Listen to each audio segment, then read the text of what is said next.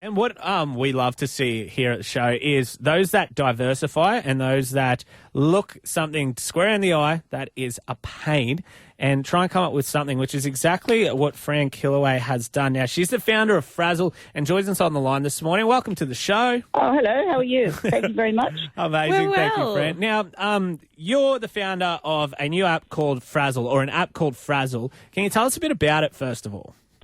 Sure, and thank you very much for your time, and thank you to your listeners. I enjoy this. It's a lot of fun, particularly given I'm 68 and totally incorrect politically, so I should warn you that ahead of time. Love it. Look, the technology was built for all people living with all disabilities, irrespective of what that disability is. And then over a long period of time, we learned how to bypass their disabilities and then treat them like people.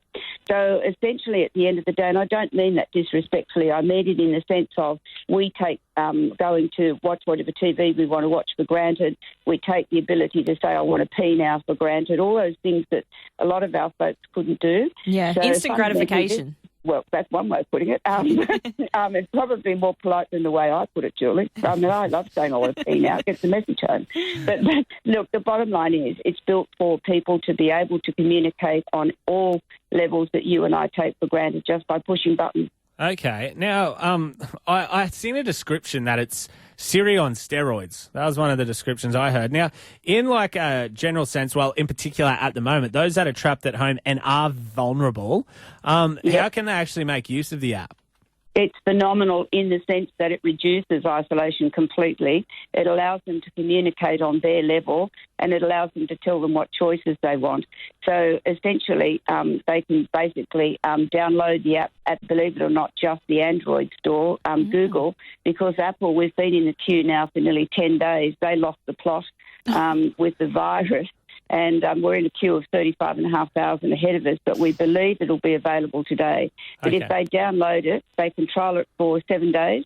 It'll reduce their isolation. The other great thing it does, guys, if I can take a minute, it fills the part of a shortfall of carers. So if a carer doesn't turn up, for example, on time, or even in the out-of-home facilities, this technology basically replaces one carer.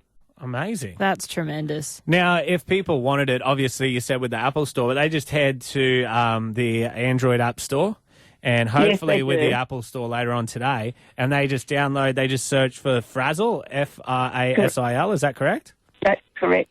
And can you tell your listeners, I'm so twisted up from my fingers being crossed that Apple can get their act together. It's painful. So hopefully Apple will be available this afternoon or tomorrow. They're doing their best and they're there to help us, but it's just taking time. Yeah, well, keep an eye on it. If you're feeling a bit isolated, if you do need that extra help, or someone you know and love does need that, maybe take a look at the phone and download the new app Frasil. Thanks for spending a bit of time with us this morning, Fran Killoway.